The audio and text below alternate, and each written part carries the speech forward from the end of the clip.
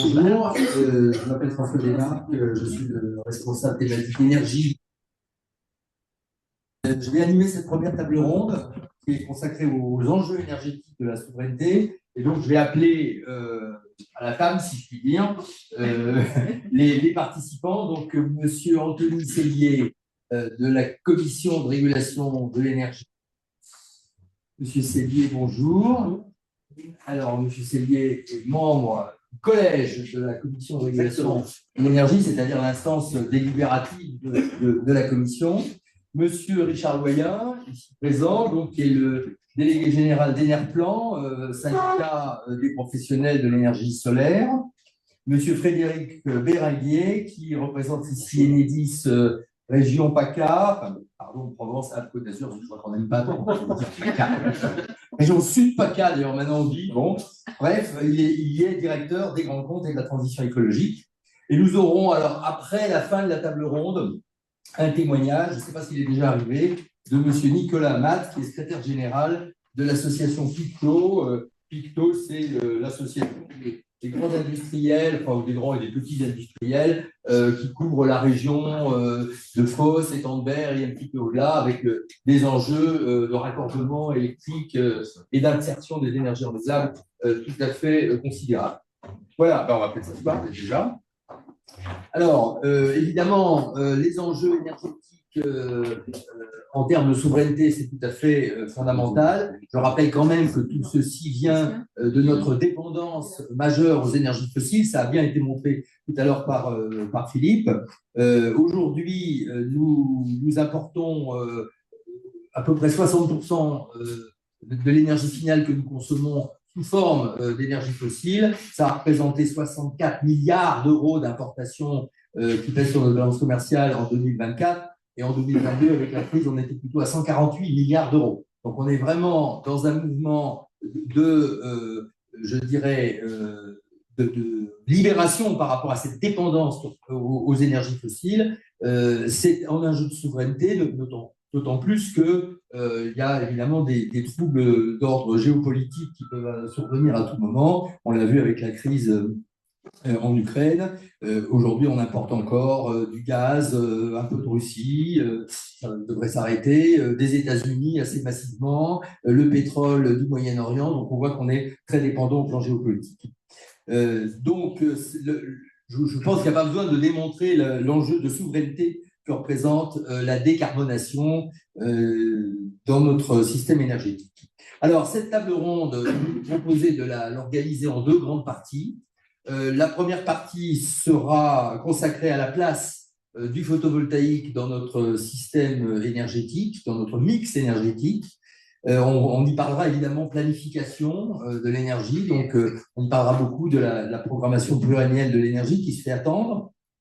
On parlera aussi de l'impact des évolutions en cours sur les réseaux et Enedis nous dira un petit peu comment on peut gérer l'évolution des réseaux en fonction de la place qu'on fait au photovoltaïque dans notre mix. Et puis à cette occasion, on parlera aussi de la manière de planifier les évolutions, de planifier l'évolution des réseaux notamment, mais pas uniquement. Alors ça sera un petit peu rapide parce qu'il y a la table ronde numéro 3 tout à l'heure qui traitera spécifiquement de la démocratie locale, du rôle des collectivités territoriales, et qui reparlera évidemment de planification plus en détail. Le sujet de l'articulation entre une planification nationale et la planification locale étant évidemment pas tout à fait trivial. Ça, c'est le premier volet. Et puis le deuxième volet, on le consacrera à la flexibilité. Ça a été dit tout à l'heure par Philippe, la flexibilité de notre système électrique est absolument une exigence incontournable si on veut y intégrer une grande partie d'énergie photovoltaïque, puisque c'est évident, le photovoltaïque produit tous les jours en cloche dans la journée et que ce n'est pas forcément les heures auxquelles on a le plus besoin d'électricité. En tout cas, il y a un problème d'ajustement de la production et de la consommation et un enjeu de réduction des coûts de cet ajustement entre production et consommation. Donc, on consacrera la deuxième partie de cette table ronde à ce sujet de la flexibilité.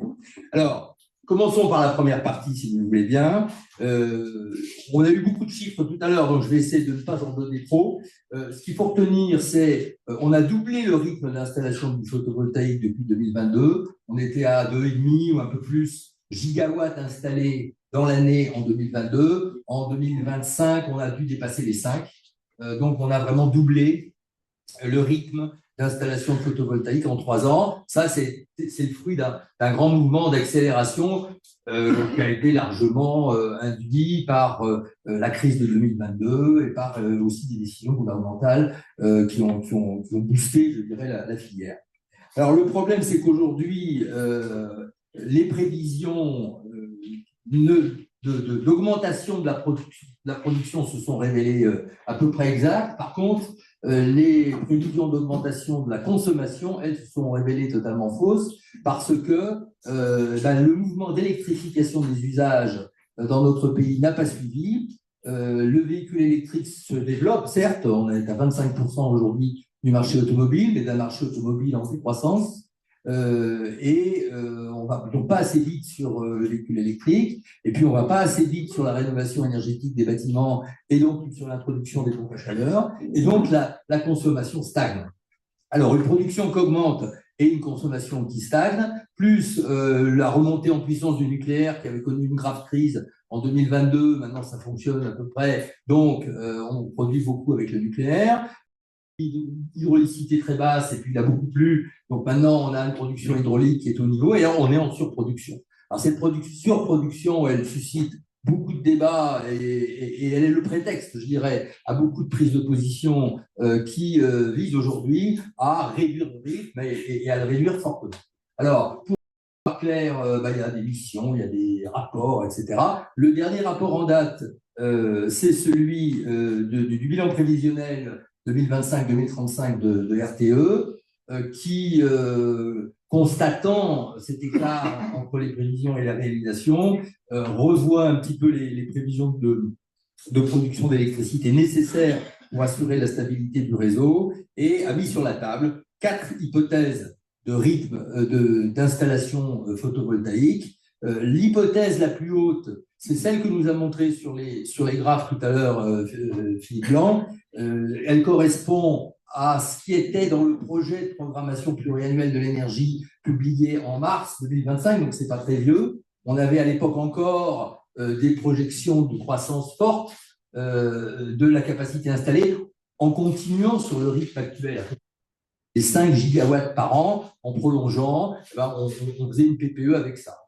Et aujourd'hui, ce que RTE nous met sur la table, c'est 4 scénarios. Le plus élevé, il est à peu près en phase avec ça, mais le plus bas, c'est une division par 5. On est quasiment dans le moratoire, si vous voulez. Si on passe de 5 gigawatts par an à 1 gigawatt par an d'installation de photovoltaïque dans ce pays, c'est sûr qu'on est dans une coup de frein majeur. Alors voilà, moi je vais poser la question à M. Sellier. Est-ce qu'on est dans un coup de frein majeur? Est-ce qu'il faut s'attendre à un coup de frein majeur ou simplement à lever très légèrement le pied de l'accélérateur en attendant que les politiques d'électrification fassent leur effet? M. Sellier, vous avez la parole. Merci beaucoup. Vous avez beaucoup divulgaché ma présentation. C'est pas grave. Répétition étant égale à mémorisation. Il faut effectivement d'abord saluer l'efficacité de la production électrique de notre pays. On a des résultats qui font pas dire de jalousie nos voisins, et je crois qu'il faut s'en enorgueillir. Pareillement sur, je fais une petite parenthèse, mais sur notre réseau de transport et de distribution d'électricité, qui est d'une efficacité, encore une fois, qui fait pâlir l'envie beaucoup de nos partenaires. Et toutes ces actions positives que notre pays continue de travailler, qui sont aussi le fruit de l'histoire, des 30, 40 dernières, 50 dernières années, même maintenant, de notre politique énergétique, elles se retrouvent confrontées, vous l'avez très bien résumé, à un paradoxe qu'on n'aurait peut-être pas imaginé venir de cette manière-là il y a encore 4 ans si on en avait discuté, qui est que la consommation électrique ne décolle pas. Elle est 6% inférieure à celle de 2014-2019, alors que nous avons tous parfaitement conscience, encore une fois, répétition étant égale mémorisation, que l'enjeu climatique est un enjeu impératif, qui doit mobiliser l'ensemble des volontés politiques qui en ce moment ont du mal à se coordonner, même s'il faut beaucoup de débats et beaucoup d'avis différents pour à un moment donné avoir un cap collectif. Mais moi, j'aurais tendance à dire que l'impératif climatique, cette obligation de décarbonation des fameuses 60% d'énergie dont nous dépendons au travers des importations de pays avec lesquels nos relations internationales fluctuent, nous met dans des positions, mettre la France, mettre l'Europe dans des positions parfois un peu compliquées, alors qu'on a tout le potentiel sous la main pour parfaitement accélérer cette décarbonation, cet impératif de décarbonation auquel nous sommes tous attachés. Je crois que dans cette salle, personne ne me contredira. Alors, pour répondre un peu à votre question, j'allais vous dire que la Commission de régulation de l'énergie, qui est une autorité indépendante, a des leviers d'action, mais l'action principale, c'est une action politique, c'est un choix politique, c'est un cap politique qui doit être fixé. Ça ne m'aura pas échappé qu'en ce moment, il y a beaucoup d'avis divergents sur la question. Moi, j'aurais un point d'alerte qui serait plus celle du citoyen que du représentant de la Commission de régulation de l'énergie. L'énergie, c'est un temps long, c'est un temps de projection, c'est un temps où on ne peut pas regarder la petite photographie instantanée et en tirer une conclusion pour les 30 ou 40 prochaines années. Il me semble que la tendance du moment serait plus à l'effet petite photographie, qu'est-ce qu'on met en place tout de suite, et on se soustrait aux impératifs qui sont, à mon sens, incontournables, qui sont ceux de la décarbonation. Et donc, considérer qu'aujourd'hui, il faudrait ralentir, rabaisser, reprogrammer des sujets de production électrique, c'est se voiler la face sur l'enjeu principal, qui est celui que vous avez résumé tout à l'heure, qui est celui de la consommation. Comment on fait pour embarquer nos concitoyens à consommer plus d'électricité, à décarboner plus vite notre pays dans tous les cadres et les usages de leur quotidien. C'est ça le storytelling qu'il faut arriver à raconter. C'est ça qu'il faut arriver à mettre sur la place publique. Ce n'est pas un enjeu de, vous voyez arriver comme moi dans les débats publics, ce n'est pas un enjeu de comparaison de type de production, ce n'est pas un enjeu de volume de production, c'est un enjeu de consommation. Et c'est là-dedans qu'il faut arriver à avoir un discours clair auprès de nos concitoyens. Quel est l'enjeu principal? La décarbonation. On a des atouts majeurs. On produit de l'électricité décarbonée à 95%, notre mix électrique incroyablement bien structuré. On a un réseau de transport et de distribution qui fait vraiment aucun débat au niveau mondial. Et on a un enjeu majeur face à nous. Bon sang, il faut avoir raison garder. Allons-y, c'est le moment, c'est la fenêtre de tir, comme diraient certains, c'est la fenêtre de tir idéale pour accélérer notre pays, même faire en sorte que notre pays devienne leader en la matière sur les sujets d'électrification et du coup d'attraction industrielle, d'attractivité industrielle, pardon. Donc voilà, ça répond un peu à votre question. L'enjeu principal, il est celui-là. Très bien. Merci beaucoup. Je vois que vous êtes prudent sur les chiffres et vous ne pouvez pas dévoiler les futures décisions du gouvernement, puisqu'on attend toujours cette PPE 3, qui a 2 ans et demi de retard et qui est encore dans la moulinette des discussions, puisque M. Lescure, le ministre de l'économie, qui est chargé aujourd'hui de l'énergie, a annoncé qu'il était en train de revoir un petit peu tout ce qu'il y avait dans le projet de PPE3, et notamment sur les énergies renouvelables et sur le nucléaire. Donc, on n'en saura peut-être pas plus sur les futures intentions gouvernementales ce matin, mais vous voyez que ça tangue pas mal. Alors, dans ce contexte-là, je vais demander à Richard Loyen, peut-être, de nous dire la manière dont la profession perçoit ces évolutions, de la manière dont elle se comporte aussi pour pousser les avantages de l'énergie solaire, et qu'est-ce qu'il faut en retenir sur la filière. Je rappelle que cette filière, c'est 37 000 emplois, le photovoltaïque aujourd'hui en notre pays. Donc, comment est-ce qu'on défend les emplois et les compétences de cette filière? Je pense que vous allez nous en dire beaucoup. Merci. Merci à vous, merci d'être là. Et pour reprendre ce que disait Philippe, je dis souvent, mais dans Dans le photon, tout est bon pour faire la transition, la calorie, l'électron. Aujourd'hui, on va parler d'électrons, mais n'oublions pas la calorie en LP2 qui nous annonce 10 TWh d'ici à 2035. C'est à peu près que 10% de ce qu'on devrait faire en photovoltaïque, mais il faudra quand même les faire. Voilà. On n'a pas dit de gaz russe, je pense qu'on n'a pas tous envie d'avoir du gaz de schiste américain, et une grande partie de notre production de chaleur, notre consommation de chaleur aujourd'hui, c'est du gaz. Donc il faut qu'il soit biogaz, on peut le produire ici pour notre souveraineté. Ça peut être des calories, de l'énergie renouvelable et de récupération en termes de chaleur, qui sont complémentaires à l'électrification. C'est un message fort, l'électrification, on en a besoin, mais ce n'est pas la seule solution. Il faut qu'on ait une approche qui soit équilibrée pour qu'on ne se retrouve pas, entre guillemets, avec que des pompes à chaleur, par exemple. Et hier, avec la CAPEB à Paris, et les professionnels sont vigilants à pouvoir avoir un mix de solutions à proposer pour consommer moins et mieux. Donc, cela étant dit, 30 gigawatts à la fin de l'année 2025, la filière, elle a répondu. Il y a eu la crise énergétique, il y a eu un verrou qui a été levé, c'était l'arrêté tarifaire de 2021, où enfin on accédait à un tarif d'achat en guichet sur du 100-500, et parce qu'on devait solariser les bâtiments. Et on voyait bien qu'avant, quand il y avait des appels d'offres, ça ne marchait pas. Donc à partir du moment où on a libéralisé les choses, ça s'est monté, la filière elle est montée en puissance. Les 37 000, c'était en 2024. 2025, c'est plus de 40 000 emplois directs. Et avec de nombreuses PME, PMI, ça fait travailler des charpentiers, enfin, je dirais de tout un tas de métiers aujourd'hui qui ne sont pas que du pur photovoltaïque électricien. Donc, c'est lors de 7 à 8 milliards d'investissements dans les territoires. Donc, c'est aussi important, ça vitalise l'économie française. Et là, aujourd'hui, on est dans le brouillard. On attend, ça fait 2 ans et demi qu'on attend la PPE. Hein. Il s'est passé des choses en 2 ans et demi. Alors, on nous l'avait promis à l'été, on ne l'a pas eu. Ensuite, on devait l'avoir sur le sapin de Noël. On n'a pas eu. Ce ne sera pas pour les étrennes, janvier, c'est fini. Est-ce que ce sera pour Pâques? J'espère avant.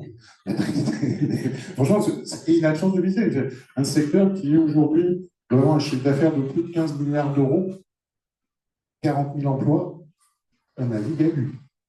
C'est quasiment irresponsable d'un point de vue politique. On a besoin de savoir où on va, parce que entre 54 gigawatts à 2030 ou 42 sur un scénario dégradé, c'est pas du tout la même chose en termes de filière industrielle. De même pour 2035, si on prend un temps long, 65, 75, 100 gigawatts, c'est pas là non plus du tout la même chose. Ça dimensionne la filière en termes d'emploi et de compétences. Aujourd'hui, c'est plutôt des plans de licenciement qui sont en cours que des plans de recrutement, alors qu'on était en tension l'année d'avant. Ça dimensionne, on en parlera cette année, tout à l'heure, les giga-usines. On a ici Carbone qui doit se faire à Fos, on a Holosolis qui doit se faire dans le Grand Est. C'est des giga-usines qui ne sont pas faites que pour la France. Hein. Parce que si on prend un peu de recul, le marché européen est plutôt bien. C'est-à-dire qu'on déroule du gigawatt, ça va bien. Ça impacte, je vous discuter dans le deuxième tableau, la planification des territoires. Parce qu'aujourd'hui, c'est quand même UBS. On fait travailler une régionalisation de la PPE dans toutes les régions, mais avec un objectif qui est flou, qu'on ne connaît pas, et qui évolue dans le temps. Donc, comment est-ce que vous voulez qu'une région et un infra, une EPCI, puisse faire réellement de la planification sans savoir c'est quoi vraiment les objectifs qu'on doit atteindre au niveau national? Et plus ça recule avec l'horizon quand on marche, quoi. Donc, c'est quand même ça impacte la planification du réseau. Parce que vous comprenez bien que sur le nombre de gigawatts qu'on va mettre, Enedis va plus ou moins investir dans le réseau pour pouvoir récupérer. RTE, c'est pareil. Il ne faut pas qu'on ait des coûts échoués. Aujourd'hui, les professionnels, ils payent la quote-part S3R ONR. Si on calcule une quote-part sur un objectif qui est haut, alors que finalement on en fait moins, on fait de l'électricité solaire qui nous coûte plus cher à cause des coûts du raccordement et des coûts de raccordement qui ne seront pas finalement réels par rapport à ce qu'on doit vraiment dépenser si on a un objectif qui est bas. Donc c'est quand même un peu un souci. Une des clés pour augmenter les usages, c'est la visibilité sur le prix de l'électricité. Parce que finalement, le consommateur, s'il veut changer d'usage, arrêter d'acheter du pétrole ou du gaz pour pouvoir avoir l'électricité, il a envie de savoir que ça ne va pas demain augmenter les taxes sur l'électricité. Est-ce qu'on l'assise à aller vers une trajectoire stable, basse, même baisser, pourquoi pas, on peut faire de l'adaptation, il y a besoin de solidité. Ce que je retiens dans les fondamentaux, c'est on a deux niveaux du côté solaire qui rassurent, c'est qu'on est compétitif.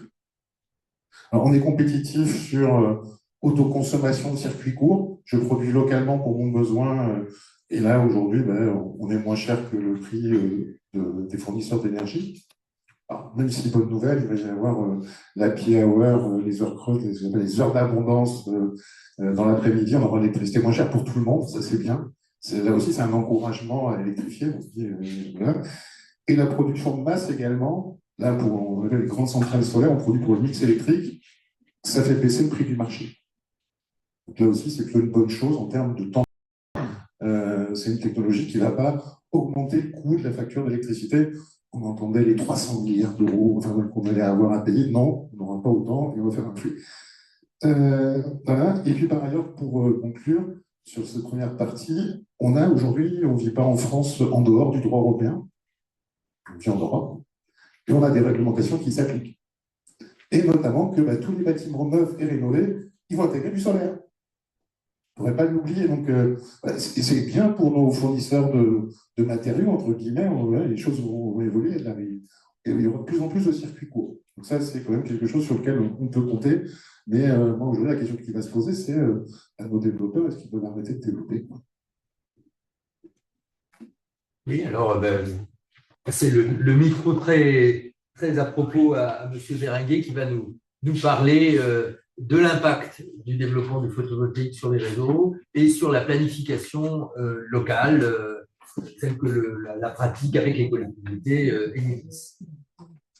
Merci. Bon, vous le savez tous, les réseaux sont au centre des enjeux de la transition écologique avec l'accueil en masse des énergies renouvelables.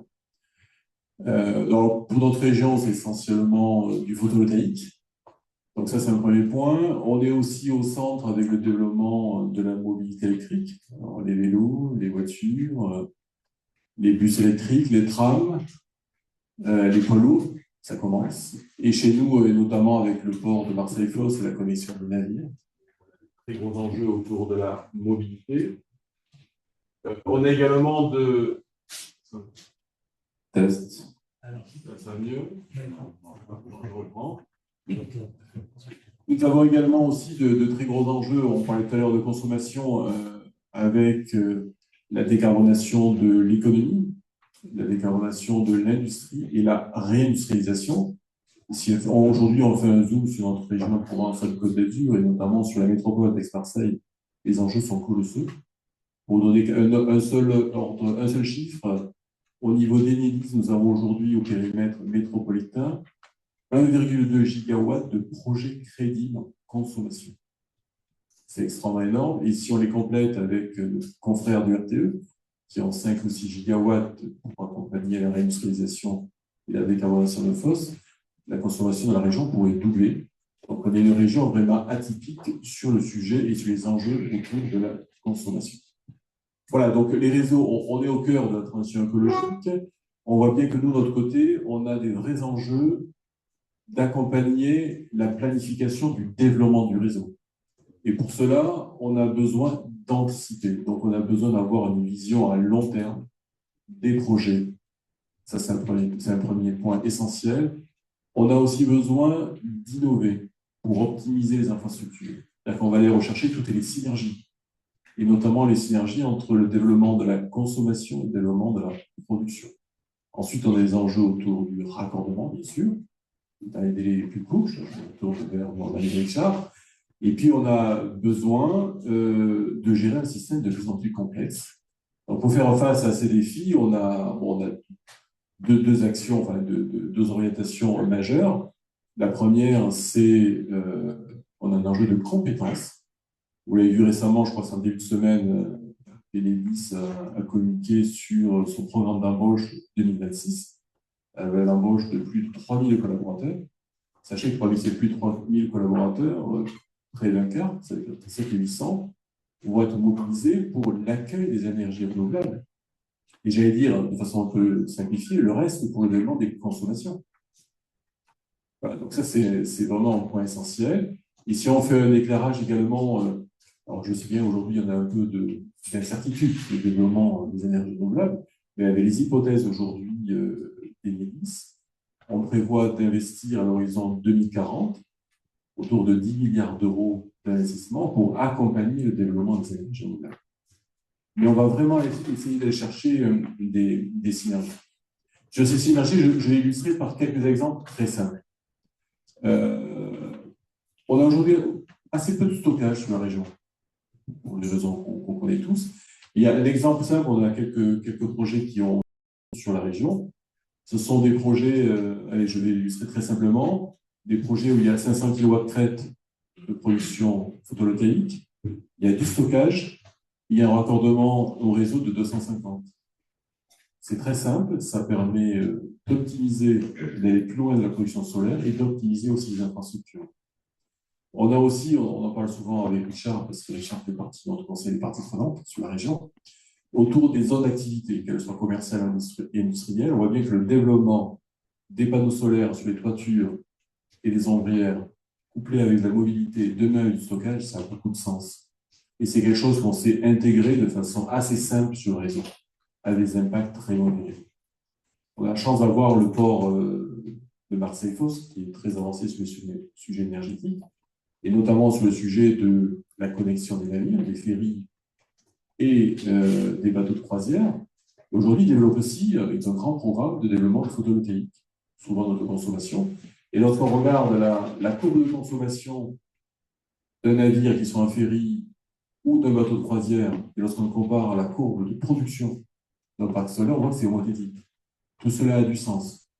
On travaillait, je pense que Nicolas Matt viendra sur Victo et le développement industriel de Fos. Aujourd'hui, il y a des projets autour de Fos, à la zone de Fayenne, de développer des grandes plateformes logistiques avec beaucoup de panneaux solaires. De batterie. De batterie. Voilà, donc sur le bassin de Fos, ça marche pas mieux. Je vais le faire. Je vais le faire là. Ça marche. Non. Là, ça marche. Voilà, donc à l'est du bassin de Fos, voilà, il y a le cœur des grands projets industriels. Il y a également des projets de développement de plateformes. Des plateformes logistiques, on voit qu'il y a des milliers d'hectares de panneaux solaires. Il y a des ombrières. Il y aura aussi des bornes en charge pour les poids lourds. Et on voit bien qu'intégrer de la production solaire à proximité de grands projets industriels, c'est quelque chose qui a vraiment du sens. Voilà, c'est vraiment il y a du sens parce que l'impact des infrastructures est proche de zéro. Voilà, donc il y a des vraies synergies à aller chercher et on pourrait encore en développer. Alors en termes de planification, nous on a initié sur la région une démarche qui est très simple. Parce qu'on a besoin d'avoir une vision à long terme.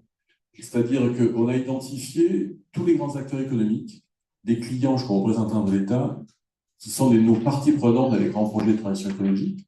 On a noué de façon organisée et mis en place une démarche client qui nous permet d'avoir une vision à long terme, à 5-10 ans, de tous les projets. Associé à cette démarche-là, on a développé sur la région un outil géomatique qui nous permet de positionner sur une carte l'ensemble des projets qu'il s'agit de production et de consommation.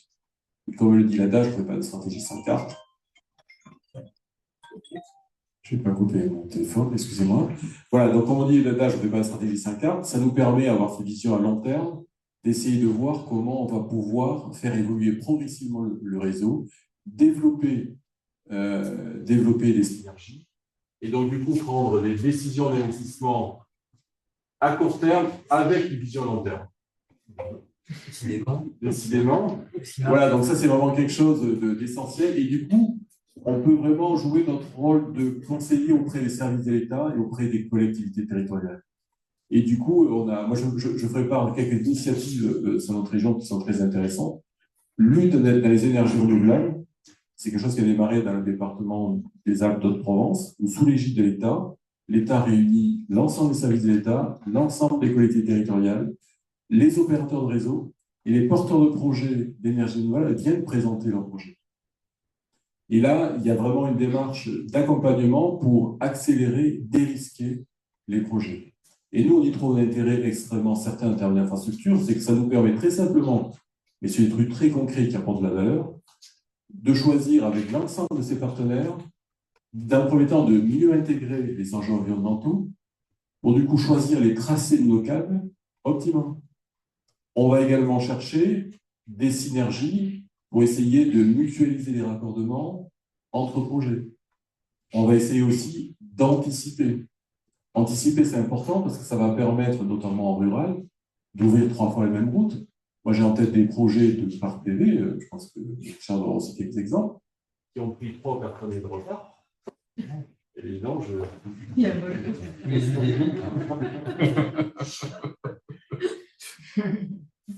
Voilà, donc j'ai en tête des projets des grands parcs solaires qui ont pris 3 années de retard parce qu'on avait ouvert 3 fois la même route et qu'on avait des blocages internes de voirie. Donc cette démarche de planification locale qui vient compléter la planification nationale, la planification régionale autour des S3R apporte beaucoup de valeur et permet d'accélérer, de dérisquer la réalisation des projets. On a une démarche similaire mise en place par l'État sur l'industrie dans les Bouches-du-Rhône. Voilà. Bien, merci beaucoup, Monsieur Béringuer. Alors, je vous propose qu'on passe tout de suite à la deuxième partie de notre table ronde donc, qui concerne la flexibilité. Ça marche? Non, ça marche pas. Celui-là, il marche. Oui? Non? Non, ils sont tous les deux là. Bon, je vais en prendre un des deux, pardon. Pas les deux à la fois. Je vais essayer de le rallumer. Voilà. Oui, low battery, il est quand même écrit. Alors, peut-être celui-là, il sera low battery. Voilà. Pourquoi c'est un problème de batterie? Oui, alors, la flexibilité, donc, indispensable, incontournable pour insérer dans le système électrique les ENR variables et notamment le photovoltaïque. Alors, je voudrais rappeler, et j'aimerais que lors des interventions qui vont nécessairement être un petit peu rapides, on puisse balayer l'ensemble de ces outils de flexibilité, rappeler qu'on peut les classer en quatre grandes catégories. Il y a d'abord le stockage. Le stockage, c'est d'abord l'hydraulique aujourd'hui dans le système électrique français, qui est très complémentaire du photovoltaïque. Il suffit de regarder les courbes au quotidien. Il y a le stockage électrochimique qui se développe, souvent en liaison avec les projets d'ENR, de production. Le deuxième volet, c'est la consommation, c'est-à-dire la flexibilité du côté de la consommation. Non, ça ne marche pas. Hein.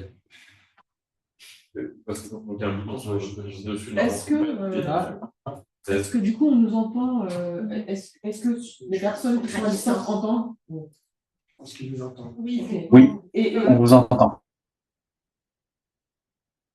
Voilà, ça marche. Alors, la consommation. Côté consommation, il y a l'autoconsommation d'abord, qui est un instrument de flexibilité. L'autoconsommation, ça fait que le consommateur, il produit en même temps et il a envie de produire et de consommer en même temps. C'est le premier volet. Il y a évidemment l'impact de la sobriété sur les usages qui peut distordre éventuellement les courbes de consommation. Il y a l'électrification des usages. Et là, je voudrais faire un cas très, très particulier. J'espère vous pourrez nous en dire quelques mots sur le véhicule électrique. Il faut voir que quand on aura 20 millions de véhicules électriques en France, mettons, en se projetant en 2050, à raison de 50 kWh sous le capot de chaque véhicule, ça fait 1 TWh de stockage.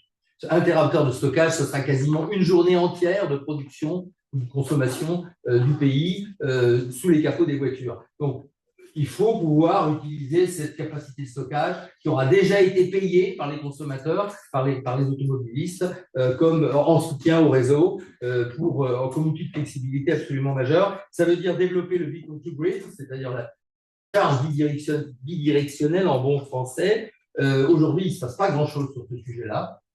Et j'aimerais bien qu'on puisse dégager quelques pistes à ce sujet. Et puis, il y a aussi le sujet de la tarification dynamique. Aujourd'hui, on est en train de réformer les heures pleines, heures creuses, c'est très, très bien, c'est très, très important. On peut aller plus loin, on peut être beaucoup plus fin dans l'analyse des signaux de prix que va donner le marché en fonction de l'état du réseau, en mettant en place de la tarification dynamique, tout en protégeant éventuellement, enfin pas éventuellement, évidemment, le consommateur qui doit pouvoir s'approprier les outils et on va s'adresser évidemment à des consommateurs volontaires. Je vous signale la note de la Fabrique écologique sur les données électriques et leur bonne utilisation au service de la transition énergétique qu'on a publiée, qui est disponible sur le site de la Fabrique écologique. Et dans ce document, il y a des développements spécifiques sur ce sujet.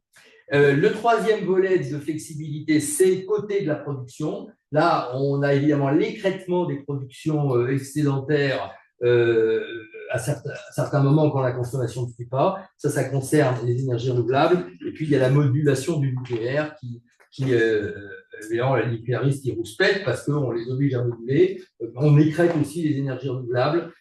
Et donc, c'est un outil qui est aujourd'hui en train d'être mis en place de manière beaucoup plus importante dans les périodes de surproduction transitoire que nous connaissons. Et puis, il y a le quatrième volet, je ne sais pas si on aura le temps d'en discuter, ça m'étonnerait, mais il faut quand même avoir en tête qu'il y a des nouvelles productions industrielles qui vont faire appel à l'électricité. Je pense à l'hydrogène et aux e-fuels. Donc, les e-fuels, c'est les carburants de synthèse fabriqués à partir d'hydrogène, lui-même issu de l'électrolyse de l'eau. Ces nouvelles productions, la question se pose de savoir si on peut les rendre très flexibles et en faire un outil de flexibilité de l'ensemble du système électrique. Voilà, donc les 4 voies de la flexibilité. Alors là-dessus, j'aimerais bien entendre, peut-être on va commencer par Richard Loyen, qui va nous dire comment les producteurs, de leur côté, très rapidement, peuvent contribuer à cette flexibilité à travers l'autoconsommation, à travers le couplage entre du stockage et de la production. Qu'est-ce qui se passe aujourd'hui sur le terrain de ce point de vue-là, et du point de vue des industriels? Merci. Je crois que ça marche à nouveau, je crois que vous pouvez le laisser. Les seules techniques arrivent, et il semblerait que ce soit un problème de panne. Non, mais c'est pour une batterie, c'est clair, mais bon, allez-y. En fait, alors, on dit toujours que l'énergie, c'est un temps long, mais il y a quelque chose qui va très vite, c'est les progrès technologiques, et c'est les progrès technologiques des batteries. C'est une vraie révolution. Pas celle des micros. Pas celle des micros, mais on a des coûts qui ont chuté depuis 5 ans, de façon à peu près, je suis à peu près la même ligne que le photovoltaïque en termes de baisse de coûts. On a des nouvelles technologies qui arrivent, avec du sodium-ion, il n'y a plus de lithium, et on attend avec des prix encore plus bas, et pas pour dans 10 ans, hein, pour dans 2 ans, avec ces ATL. C'est assez impressionnant ce qui est en train de se passer. Donc, globalement, le couplage photovoltaïque et stockage, ça va devenir naturel. On a été auditionné par la commission Lévitio, mon président, cette semaine. Enerplan propose que pour toutes les nouvelles centrales solaires, il y ait une colocalisation PV plus stockage. Alors, ce n'est pas qu'on a envie d'investir plus, mais c'est ce qui va nous permettre d'augmenter le prix capté du photovoltaïque par rapport au prix de marché. Et en gros, plutôt qu'on injecte tous ensemble à 14 heures parce que c'est le midi solaire, à 14 heures, on injecte moins. Et puis, quand le soleil se couche, on va décharger nos batteries. Voilà, c'est des choses qui sont dures. Si on pouvait en même temps soutirer la nuit, si on a trop, pour pouvoir réinjecter le matin. Donc, en gros, améliorer notre impact sur le réseau, l'amoindrir. Et ça, c'est le stockage. Alors, je parle du stockage localisé dans les grandes centrales, mais le stockage, il va arriver chez monsieur et madame Michu. On a décidé en bureau de qualité ONR, où je siège aussi pour la gestion de qualité d'installation des énergies renouvelables, on a créé une qualification sur Qualibatterie. Parce qu'aujourd'hui, il y a différentes technologies. Il y a des enjeux de sécurité des biens et des personnes. On l'a vu, l'Australie qui a accéléré très brusquement cet été sur 200 000 installations de stockage qui ont été mises en place en Australie. Si on ne fait pas avec les techniciens de qualité, on peut avoir des problèmes d'incendie. Donc, le côté réglementaire, sécurité des biens et des personnes nous importe. Et là-dessus, on a à travailler. Donc, première révolution, c'est le stockage qui arrive et aujourd'hui, il n'est pas anticipé. Dans notre planification, nous, on aimerait que dans la PPE, il y a une brique stockage. Parce que la révolution, elle arrive. Alors, on peut faire le village gaulois en disant nous, pas chez nous, mais ça arrive. Véhicules to grid. Ça va devenir la norme sur les véhicules chinois. Commission de la réforme et de la normalisation a décidé il y a 18 mois, a dit aux constructeurs, ça va devenir la norme, préparez-vous.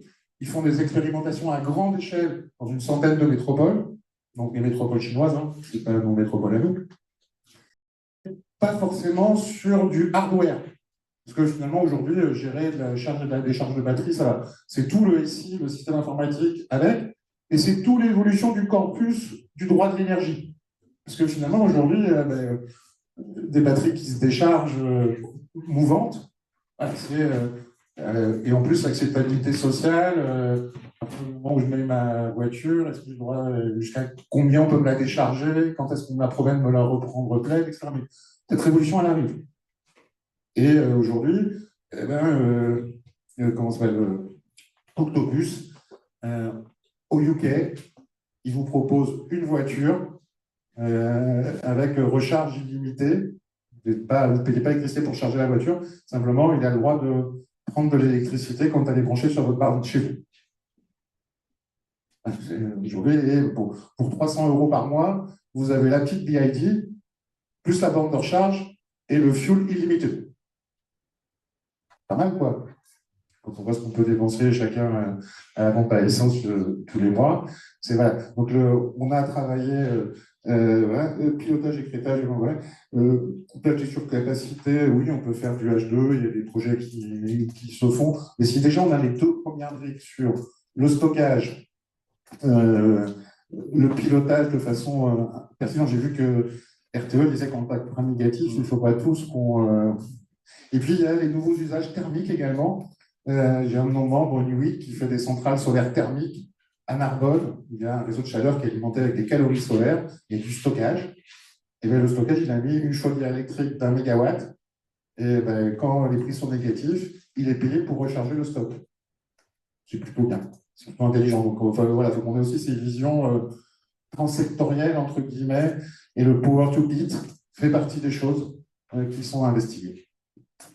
Bien, merci beaucoup. Alors, je vais me tourner vers M. Sellier pour lui demander que fait la CRE et plus globalement, éventuellement, que font les pouvoirs publics pour pousser cette question de la flexibilité et quelles sont les évolutions de notre corpus contractuel, réglementaire qui sont devant nous pour rendre les choses possibles.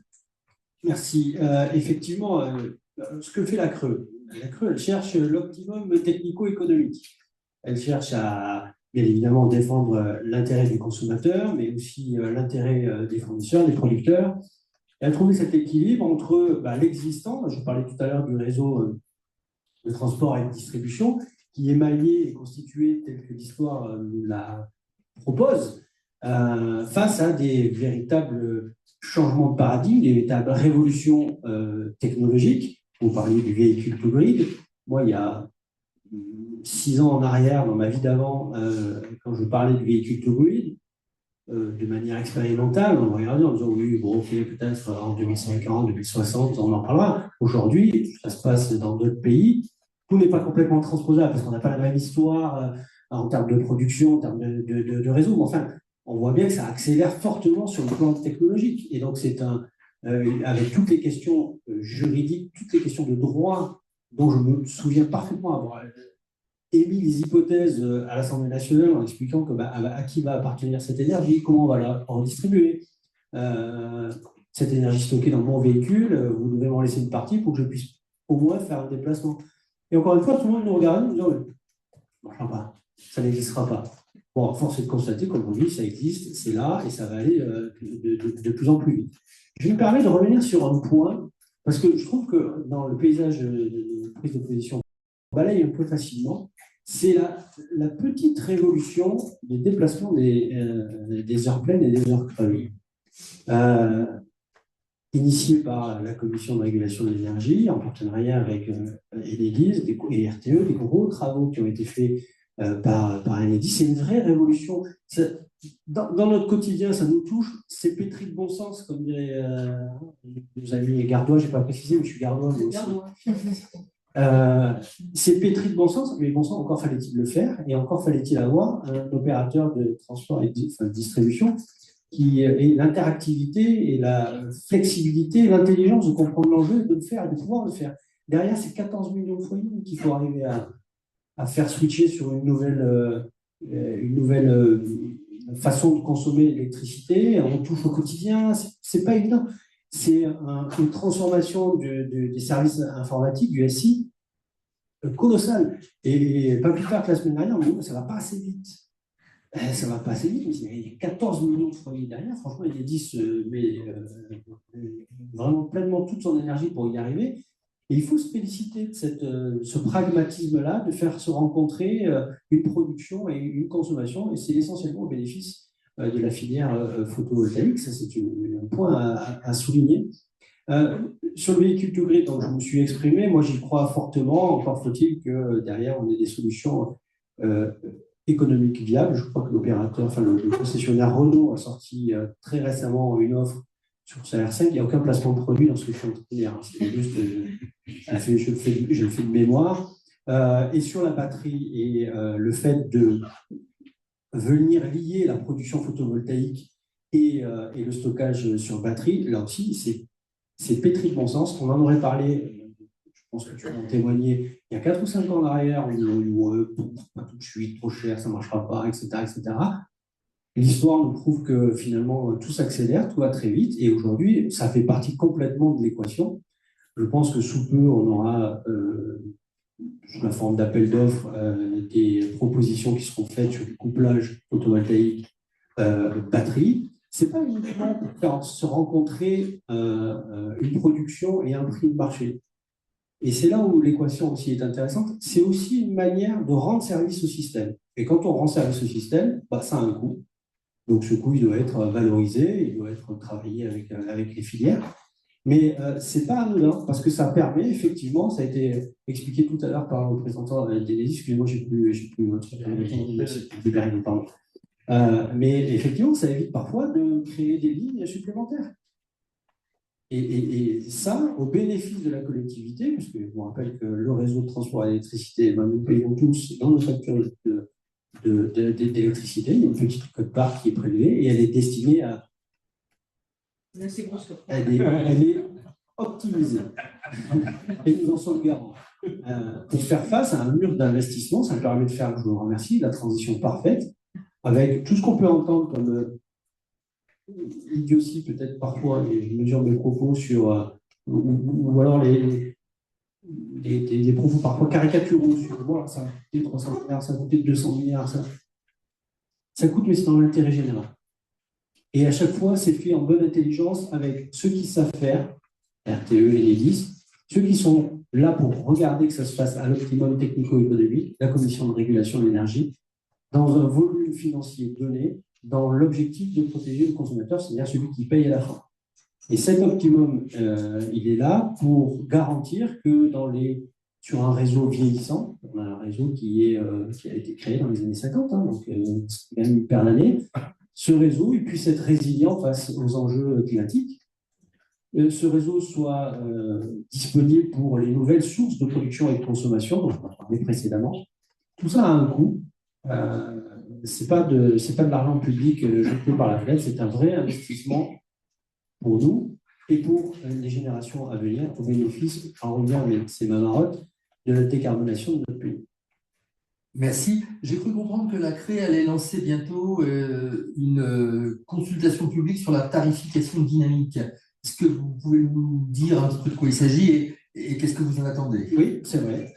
C'est une transposition européenne qui demande à ce que la tarification dynamique soit opérationnelle dans notre pays. Donc, pour ça et pour faire comme le fait systématiquement la Commission de régulation de l'énergie, avant de mettre sur la place publique une proposition en disant ben voilà, c'est comme ça qu'il faut faire. Nous, on consulte les parties prenantes à travers d'ateliers, de consultations publiques dans lesquelles chacun peut participer, l'ensemble des concitoyens peuvent participer. La question qu'on se pose, mais encore une fois, sans trop dévoiler ce qui va être mis dans la consultation publique, sinon ça serait un peu bizarroïde, il y a une version officielle à faire, mais la question qu'on se pose, où je vous parle, c'est quel va être le pas de temps de cette tarification dynamique. Parce qu'aujourd'hui, on pourrait aller à la minute, au quart d'heure, à l'heure, à la demi-journée, etc. Et il faut toujours se poser, moi ça fait partie de mes obsessions quand on en discute dans les préparatifs de cette consultation publique, il faut toujours se mettre à la place du consommateur. Dans quelle mesure nos concitoyens peuvent être réactifs vis-à-vis d'une tarification dynamique? Quels peuvent être les moyens mis à leur disposition pour être, non pas eux derrière leur smartphone pour dire voilà, j'achète, là je prends, là je consomme pas. Ça, j'y crois pas une seconde. Par contre, avec tous les outils aujourd'hui qu'on a à disposition, en domotique, en informatique, on doit pouvoir trouver le pas de temps idéal de cette tarification dynamique.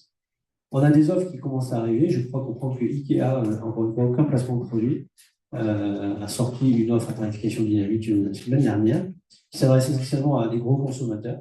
Mais voilà, ce sujet arrive. Il a mis du temps à arriver, mais je vous rappelle qu'on sort d'une crise énergétique compliquée. Hein. Il y a 2 ans en arrière, c'est la période à laquelle il aurait fallu transposer ce sujet de tarification dynamique.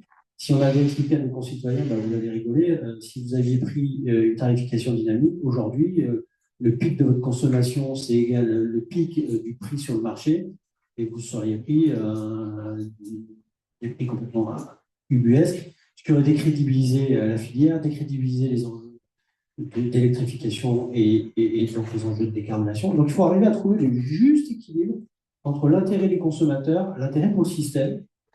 Encore une fois, c'est quelque chose qu'on a souvent mis de côté, mais c'est très, très important dans l'intérêt général. Et les obligations qui sont les nôtres de transposer cette tarification dynamique à un bon moment. Là, je pense qu'on est au bon moment. Merci. Alors, pour que ce soit simple pour le consommateur, je crois qu'on va peut-être parler du compteur Linky, qui est quand même un outil très important pour permettre de tarifer à des niveaux différents dans les différentes plages horaires. Alors ça, peut-être M. Berenguer va nous en dire quelques mots, et puis plus généralement, il va nous dire comment les outils de flexibilité sont accueillis et encouragés par Enedis. Et puis après, on pourra, parce que l'heure tourne, donc on va essayer d'être de ne pas être trop long, on demandera à Monsieur Matt de venir témoigner et nous apporter son éclairage avant d'aller déjeuner. Voilà. Bon, on l'a déjà évoqué côté réseau de distribution, on est en face à un mur de projet pour décarboner, un mur de projet pour développer les énergies renouvelables. Et bien sûr, une des clés, parce que l'optimisation des réseaux est au centre, c'est la flexibilité et les réseaux intelligents. Et la première brique élémentaire des réseaux intelligents, ce sont les compteurs communicants. Alors, c'est Linky pour les particuliers pros, ce sont les compteurs industriels pour les industriels et les grands producteurs, mais avoir des compteurs communicants et une chaîne communicante qui fonctionne bien, c'est la première brique, ce sont les fondations techniques. On a la chance en France d'avoir un réseau de communication très bien. Et ça, c'est parfait. C'est parfait parce que ça permet à chacun des acteurs de mieux suivre sa consommation et sa production, donc on est au cœur de la sobriété, et ça permet ensuite de développer tout ce qui touche la pilotabilité. C'est ce qui a permis, et je vous remercie de l'avoir cité, l'opération Earth 13, donc vous avez créé, parce que c'est 1 gigawatt, et ça permet d'aligner la production solaire et la consommation. C'est vraiment un pas essentiel, et c'est grâce à ces 2 briques technologiques. Et ça permet aussi de développer tout ce qui touche à la flexibilité et à la pilotabilité pilotabilité et les ordres dynamiques des fournisseurs. Voilà, c'est vraiment un point essentiel. Nous, ce qu'on fait également sur la flexibilité, et là je ferai un zoom sur les énergies renouvelables, c'est qu'on développe les offres de raccordement avec une modulation de puissance. Ce qui permet, en acceptant un peu d'écrêtement, qui permet de raccorder moins cher et plus vite, et permettre d'accueillir plus d'énergie renouvelable sur le réseau. On voit bien que demain, si on associe du stockage, on va aller plus loin. Et c'est là où on a besoin, et je me tourne vers la Commission de régulation de l'énergie, pour de faire évoluer le corpus contractuel autour de l'accès au réseau, pour permettre un développement harmonieux, je dirais, du stockage, qui permette d'optimiser aux infrastructures. Et on a le même besoin, et là je dévie un petit peu, parce qu'on parlait beaucoup de décarbonation, on a besoin aussi, pour faire face au projet de décarbonation, de faire évoluer notre corpus contractuel. On pourra en parler peut-être au TGS si vous souhaitez. Voilà, donc ce sont vraiment des objets essentiels, mais la flexibilité est vraiment un enjeu essentiel d'optimisation des infrastructures au bénéfice du territoire et de l'ensemble des parties prenantes. Bien, merci beaucoup. Je vous propose que nous donnions la parole à M. Matt. Je peux peut-être prendre 1 ou 2 questions. Oui, alors, effectivement. Très rapidement. Normalement, on devrait avoir terminé. Tu as raison. On prend quelques questions. On va se donner peut-être 10 minutes pour les questions. Un maximum. Voilà. Je vais passer un micro. Parlez bien dans le micro pour vos questions. Que tout le monde entende bien. Et si vous pouvez donner votre nom avant de prendre la parole, s'il vous plaît. Merci. Sylvain Vraiment, directeur général adjoint du pôle compétitivité Cap Énergie. C'est juste 2 observations parce que je ne suis pas sûr qu'on ait le temps pour développer très longuement. La première, puisque j'ai lu dans le titre de la journée la question de la souveraineté, on ne l'a pas abordé, mais je crois qu'on va l'aborder cet après-midi, mais je voulais quand même qu'on le mentionne ce matin. La souveraineté de la production quand même des capteurs solaires, des cellules, des panneaux, voilà.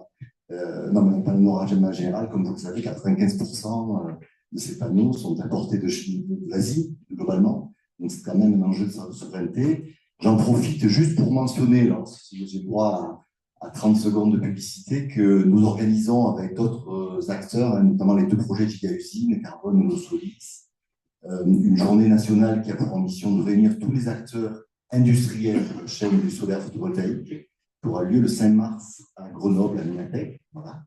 Et deuxième point, alors je n'ai pas pu m'empêcher, parce qu'on parlait beaucoup de relancer la consommation n'est pas assez importante, et je me rappelle quand même, il n'y a pas si longtemps que ça, on parle de sobriété, on avait peur. Donc je sais bien qu'on ne parle pas exactement de la même chose, mais je pense que ça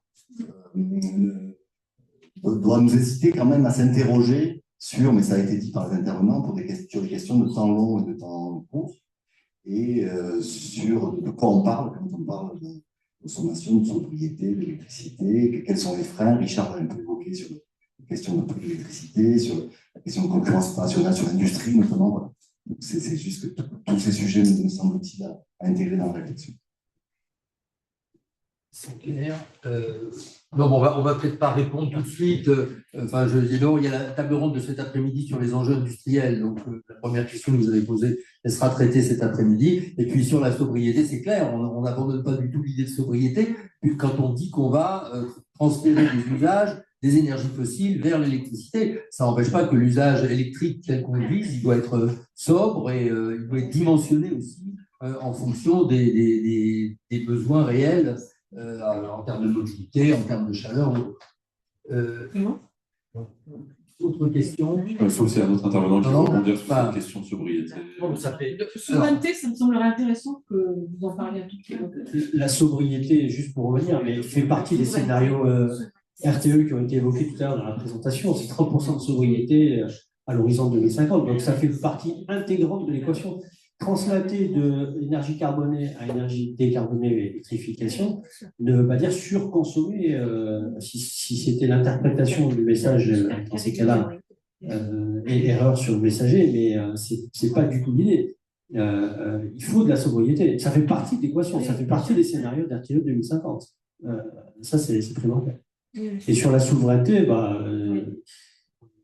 on en a beaucoup cet après-midi sur la partie photovoltaïque, et vous allez en parler, mais la souveraineté énergétique de notre pays, ça consiste, c'est essentiellement se débarrasser des énergies décarbonées. Si vous arrêtez de dépendre des importations de fuel, de pétrole, de gaz, de pays avec lesquels c'est particulièrement tendu, et c'est pas parti pour se calmer, vous mettez à disposition les choix politiques de ces pays-là, alors qu'on a plein d'atouts, réseau, production, pour faire autre chose. Voilà. Donc, il y a le triptyque sur la souveraineté. Vous avez le triptyque du bénéfice de ne pas dépendre de notre pays. Vous avez le bénéfice que ça ne vous coûte pas 67 milliards d'euros par an. Ça nous coûte. C'est pas un argent magique. Ça nous coûte 67 milliards. Et quand vous faites le plein à la pompe à essence, ça ne rapporte pas grand-chose au pays. Tout va de l'autre côté de la Méditerranée, entre autres. Donc, si vous substituez ça par de l'électrification, ça reste au sein même du pays. Et puis, dans ce triptyque, il y a quand même le bénéfice écologique, qui n'est pas négligeable. Je sais qu'il n'est pas très à la mode, mais enfin, il fait quand même partie du triptyque.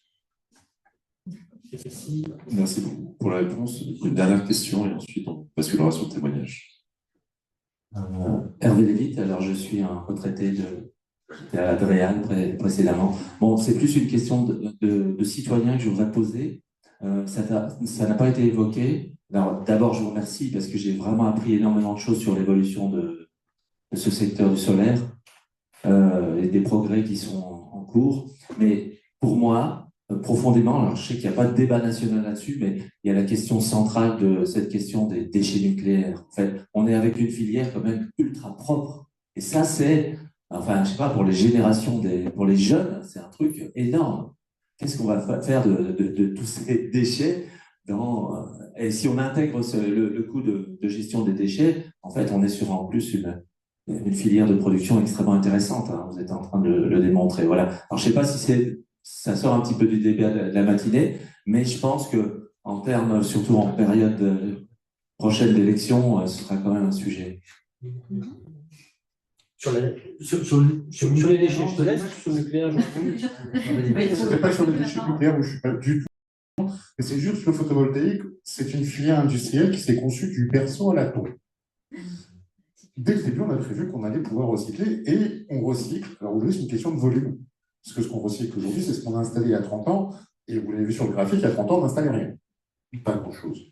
Et en France, on a une filière, en Europe, parce que moi, la souveraineté, je ne la vois pas au niveau national, je la vois au niveau européen, hein, c'est la bonne maille, y compris pour notre industrie. On vous disait tout à l'heure, la souveraineté, elle passe par le photovoltaïque Made in Europe. Et en France, pourquoi on va faire des usines? C'est parce que aussi on a l'électricité pas chère.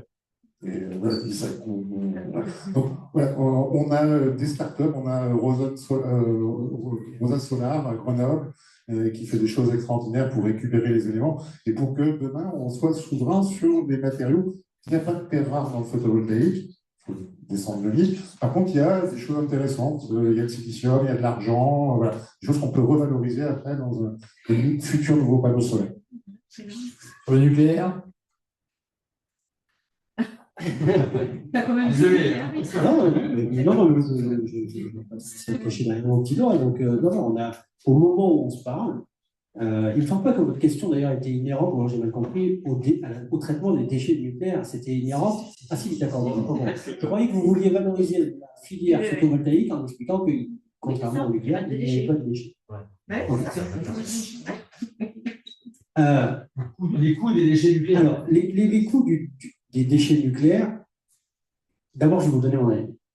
Au moment où on se parle, au vu des enjeux énergétiques et climatiques qui sont les nôtres et ceux de l'Europe, et accessoirement ceux du monde, puisqu'on est quand même tous concernés par ce sujet-là, au moment où on se parle, moi, je pense qu'on a besoin de tout ce qui est disponible pour décarboner. Et le nucléaire, particulièrement dans notre pays, fait partie de cette équation-là. On en a parlé tout à l'heure, sur les 540 TWh de production en France, 360, c'est du nucléaire. Donc, dire aujourd'hui, vous savez quoi, on va se séparer de ça et on va remplacer ça, on va substituer ça par d'autres sources d'énergie, on peut se le raconter, mais si on regarde l'optimum technico-économique, ça marche, ça ne fonctionne pas. Voilà. Donc, il faut à un moment donné dire la vérité aux gens et expliquer que après, c'est des choses politiques. On prolonge le parc existant, on lance une nouvelle génération de nouveaux nucléaires. Ça, c'est des choix politiques. En 2015, c'était 50% du mix électrique sera d'origine nucléaire. En 2023, discours de Belfort, on change de braquet. Ça, c'est un choix politique. Et je vous rappelle que le choix politique, il est inhérent au choix à un moment donné des concitoyens d'aller dans une urne et déposer. Donc, ça, c'est un truc qui nous embarque tous, qui nous embarque sur plusieurs générations.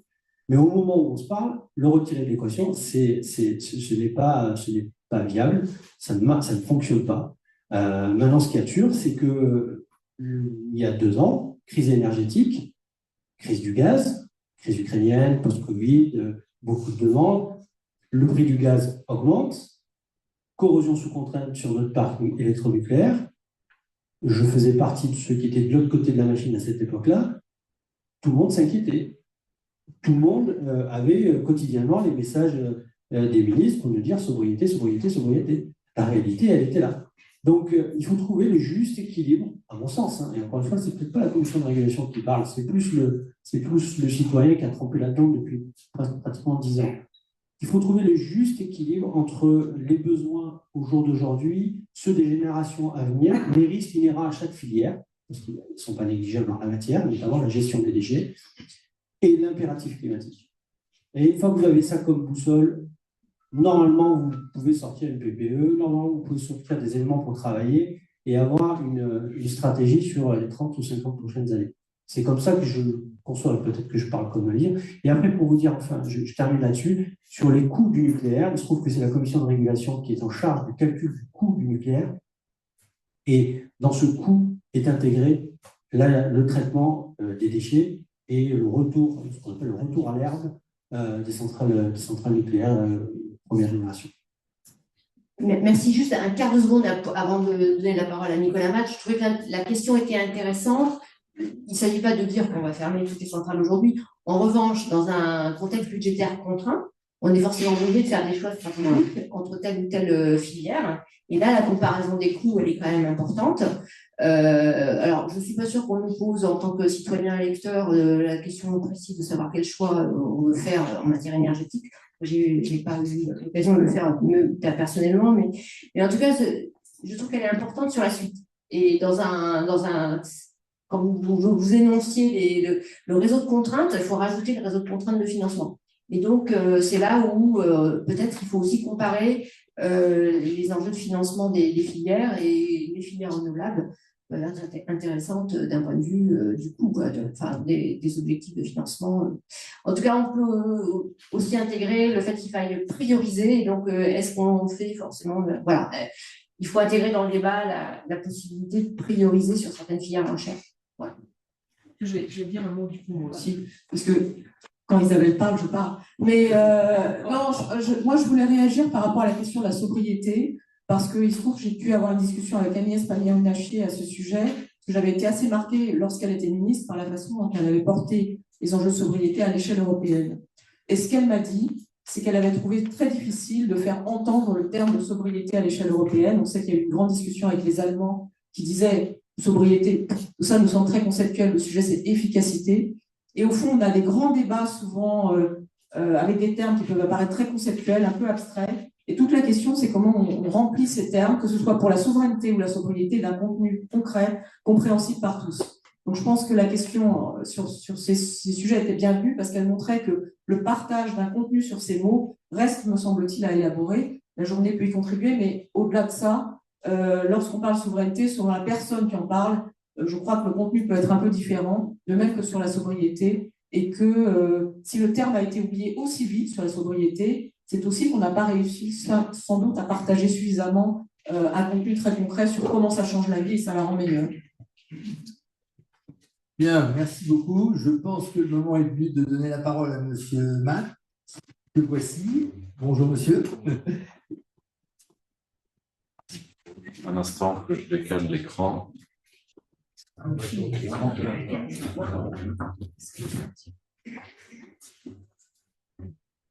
Alors, un quart d'heure. Oui. Voilà. On aura quelques quart d'heure de retard. Je vais essayer de me faire gagner. Merci beaucoup. Oui.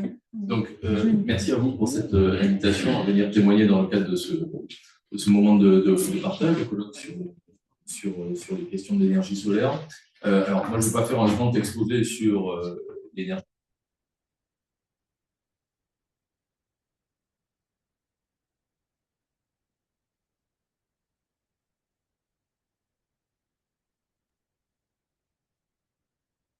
En termes de consommation et de production énergétique,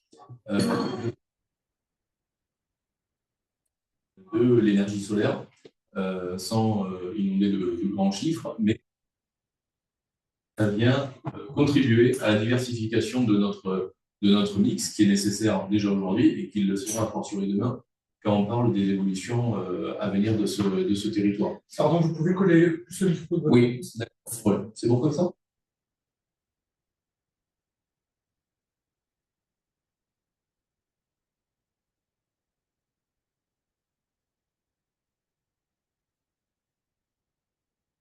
Situé, pour ceux qui sont un petit peu moins habitués, donc en bas, là, vous avez Marseille.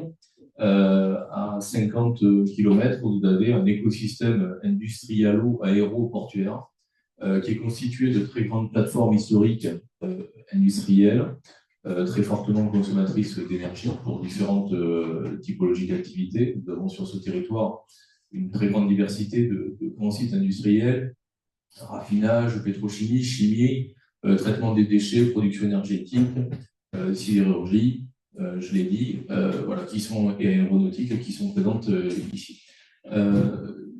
pourquoi je vous montre cette carto? Parce que elle est aussi ce développement industriel est un peu le fruit d'une histoire un peu plus de 100 ans. On a des sites industriels qui ont plus de 100 ans et d'un décalage progressif depuis Marseille de l'industrie qui s'est fait progressivement vers l'ouest, donc avec les zones de l'Aveyron, les zones de Berre, les zones de Rognac, et puis dans les années 60, de la zone industrielle portuaire de Fos, qui est une très grande zone, donc, qui se situe à gauche. Pour vous donner un ordre de grandeur, la partie de gauche, là, la zone de Fos-sur-Mer uniquement, la ville de Fos, c'est l'équivalent de Paris intramuros en termes de surface. Donc c'est 10 000 hectares. Voilà, donc avec des sites de très grande envergure et qui, sur le point de vue énergétique, sont des acteurs également.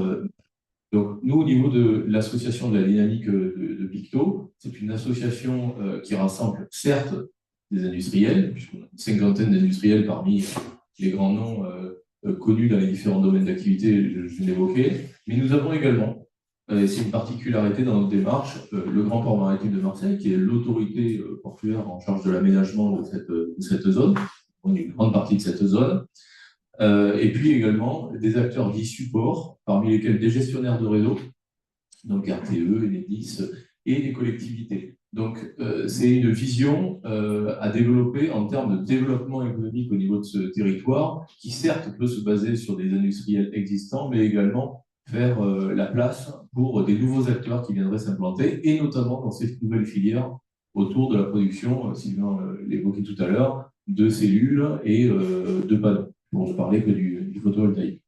Donc, au niveau des travaux qui sont menés dans l'association, donc c'est à la fois partager, mutualiser des sujets entre nos acteurs, donc faciliter des synergies, des échanges de flux de matière et d'énergie entre nos acteurs, également accueillir des pilotes ou des démonstrateurs dans les domaines de transition énergétique et économie circulaire.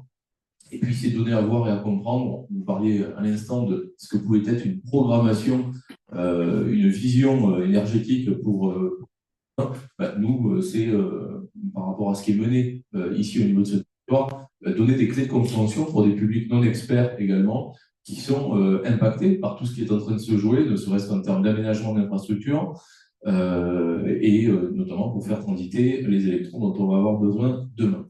Et ça, on le travaille plus particulièrement dans un programme qui est intitulé Sirius, qui est mené et coordonné, co-animé avec des partenaires, dont le pôle Cap Énergie. Donc, au niveau de cette zone, qui a été lauréat de l'appel à projet Zone industrielle bas carbone de France 2030, donc qui est opéré par l'ADEME, qui s'intéresse, comme vous pouvez le voir sur ces cartos, sur cette carte, à des zones majoritairement situées dans des espaces industriels ou portuaires, puisque c'est là où se concentrent des grandes activités dont je parlais, donc Dunkerque, Saint-Nazaire, Lac-Seine, etc. Et Fos-sur-Mer, bien évidemment. Donc ça, je vais vous le passer. Alors, qu'est-ce que ça a vocation à faire un programme comme Sirius? Déjà, nous, on n'est pas là pour subventionner de l'investissement. On est là pour subventionner, enfin, pour aider à la réalisation d'études un peu stratégiques, voire même de faisabilité, pour des collectifs d'industriels qui s'interrogent à demain, finalement, en termes de décarbonation, de trajectoire de décarbonation, vers quoi on peut aller. Donc, on a toute une première étape de ce travail qui a consisté, à travers des études, à, on va dire, établir ce qu'on appelle des trajectoires de décarbonation intersectorielles. Okay, parce que souvent, vous savez, il y a des plans de transition sectorielle qui ont été établis par l'ADEME, dans le ciment, dans l'acier, etc. Ben, nous, ce qu'on propose, c'est de partir de, non pas l'hypothèse, mais du constat que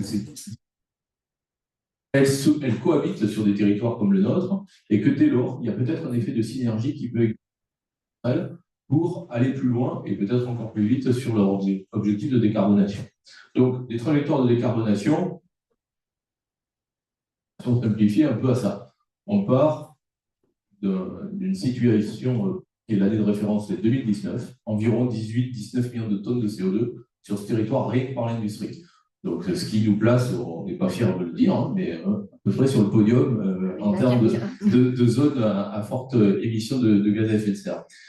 Pour atteindre un objectif ou tendre vers un objectif de neutralité carbone en 2050, on ne coupe pas à passer par les étapes 2030-2040, qui ont toute une série de leviers. Alors, parmi ça fait partie des enseignements de ces travaux, c'est d'une part, on n'a pas, et tant mieux, un seul levier qui nous permettrait de tout décarboner. Heureusement, parce que finalement, on aurait mis sinon tous nos œufs dans le même panier. Donc, vous le voyez dans les leviers, vous le voyez ou vous ne le voyez pas bien, mais dans les leviers, vous avez notamment l'efficacité énergétique, l'électrification des procédés, la substitution d'intrants.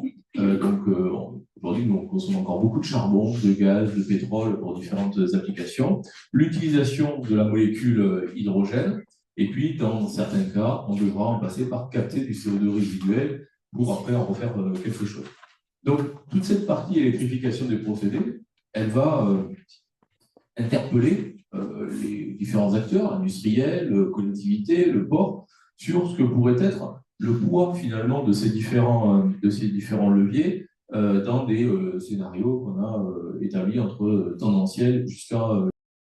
Et qu'est-ce que ça veut dire en termes d'enseignement? C'est qu'entre autres, on va en passer par des utilisations de certains gaz et fuels résiduaires qui sont présents aujourd'hui sur notre territorial, qu'on pourrait mieux utiliser.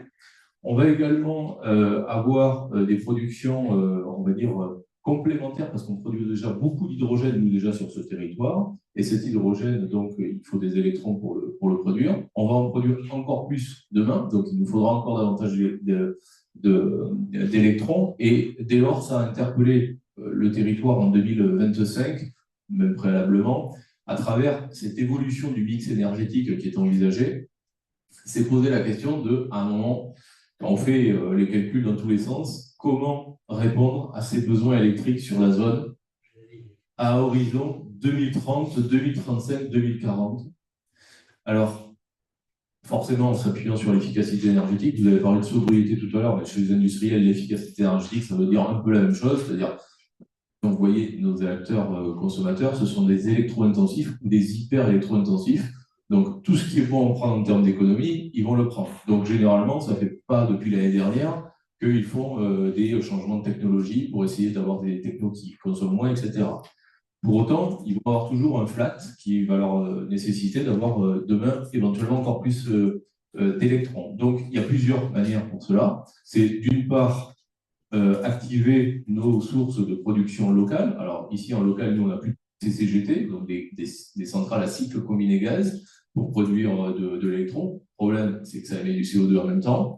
On a également une centrale biomasse. Bon, elle a une puissance qui est à un moment limité, donc elle ne répond pas à tous les besoins. Dès lors, on en vient à devoir aller chercher davantage d'électrons là où il y a la puissance, c'est-à-dire dans la vallée du Rhône, d'où un débat actuel sur la création d'une ligne à très haute tension reliant le Gard, la basse vallée du Rhône, à notre zone notamment. Et puis, c'est un argument qui revenait très souvent dans les réunions publiques où se croisaient des promoteurs et des opposants au projet. C'était faites aussi la démonstration que certes, ce territoire, on peut comprendre que pour des questions de souveraineté, d'attractivité, il a besoin, il faut accompagner sa décarbonation, etc., etc. Il faut relocaliser en France certaines activités.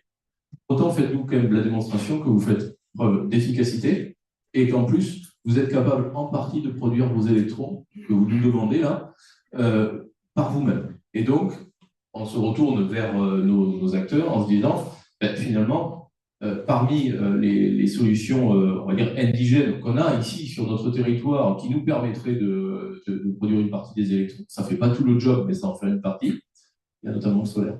Donc, il y a l'éolien offshore, puisqu'on a des premières éoliennes qui sont au large de Fos, là, qui ont été installées l'année dernière, il y a 2 ans. Donc, des éoliennes offshore qui produisent. Pour l'instant, il y en a 3. Et à terme, il y aura donc un parc installé là.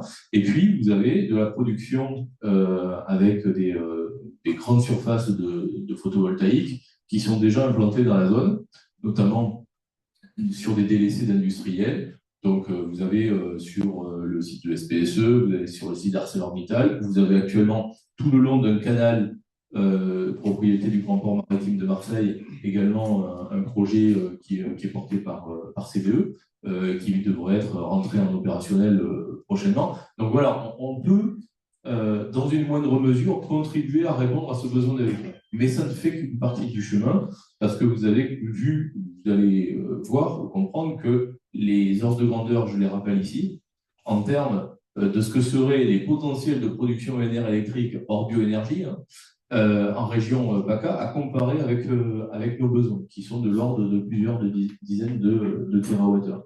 Donc,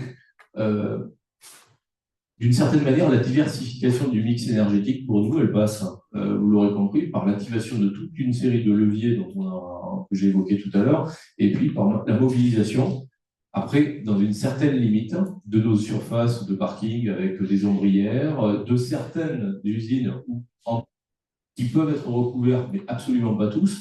On aurait tendance à se dire, on survole l'hélicoptère, bon, mais on peut en mettre là, on peut en mettre là, on peut en mettre là, mais c'est pas aussi simple que ça, parce qu'il y a une histoire de structure, d'assurance, il y a des histoires aussi, on a plusieurs sites Céveso, donc il y a des risques liés à ça. Donc voilà. Donc tout ça doit se cadencer sur le territoire dans les prochaines années, ça a déjà commencé, et vous voyez apparaître également des porteurs de projets qui contribuent d'une manière ou d'une autre, et c'est pour ça que là on fait aussi apparaître le carbone, de par leurs projets, à venir répondre en partie. Peut-être on peut imaginer que s'il y a des panneaux qui sont produits dans la zone de Fos, on sera les premiers utilisateurs, et bien évidemment c'est aussi une filière qui va rayonner pour fournir des consommateurs ailleurs en France. Juste, je voudrais finir sur ce point en termes de témoignage. Donc, je l'ai dit, ce territoire, il dispose déjà de grandes surfaces de production d'électricité photovoltaïque au niveau actuel. Il est aussi le creuset de plusieurs innovations et expérimentations à grande échelle dans le domaine de la transition énergétique. J'ai parlé d'éoliennes offshore flottantes. Les 3 premières sont situées au large de Fos, à 17 km des côtes. Vous avez également une unité d'énergie osmotique qui est testée depuis l'année dernière par la CNR sur l'écluse de Barcarins dans la zone de Fos. Bon, ça, c'est sur un échange de matrices eau-salée. Mais c'est une expérimentation qui a lieu là et qui aurait tout à fait la possibilité d'être dupliquée ailleurs sur le territoire. Et puis, 2 photos en bas qui illustrent que nos industriels ils sont aussi engagés sur d'autres dimensions, mais qui ont toujours un lien de près ou de loin avec les sources d'énergie renouvelables. Donc, Jupiter 1000 à gauche, c'est un projet de power to gas. Donc là, on va dire, vous parliez de flexibilité. Nous, on a de l'énergie renouvelable qui elle est intermittente par nature.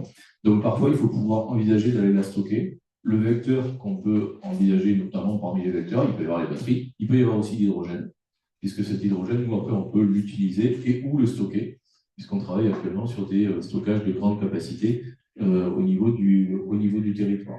Et le dernier point, c'est une illustration, mais qui n'est pas spécifiquement sur l'électron, d'un pilote de captage de CO2 qui est actuellement en test sur un site industriel. Donc, se rendre compte que ce territoire, il est certes face à des très grandes problématiques en termes de développement, d'aménagement, de diversification de son mix énergétique, mais qu'en même temps, il n'est pas, on va dire, tétanisé, il est déjà engagé depuis plusieurs années dans des expérimentations, dans des développements de projets à très grande échelle au niveau de son bassin. Voilà.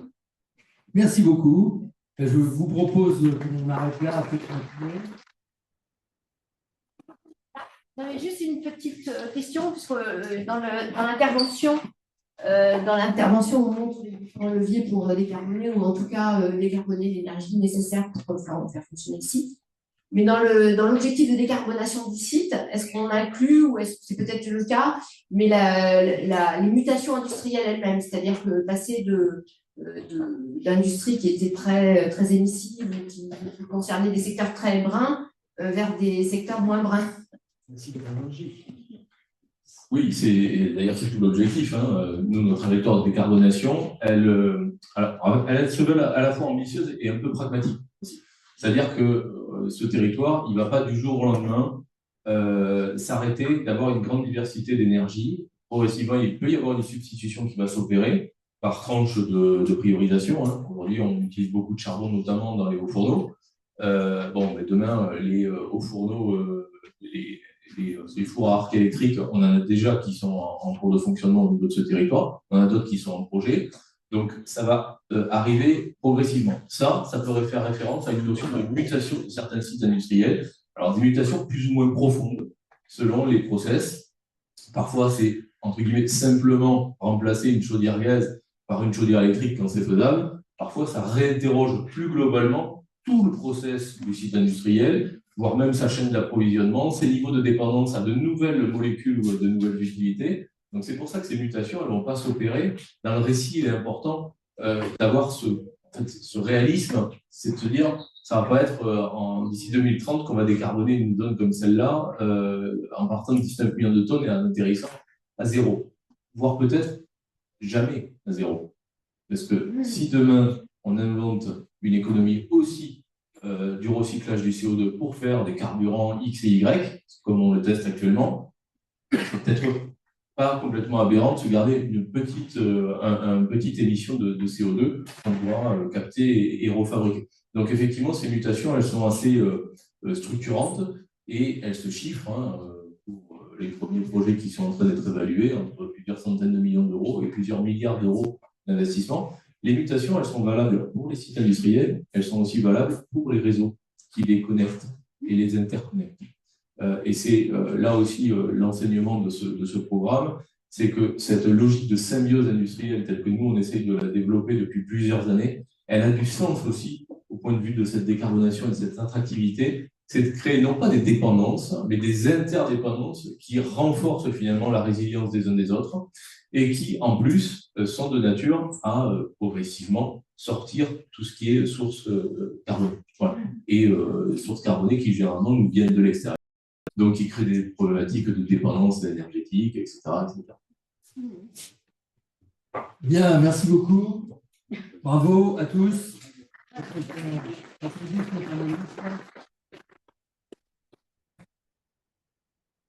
Merci à tous, merci aux intervenants, merci au public en présentiel.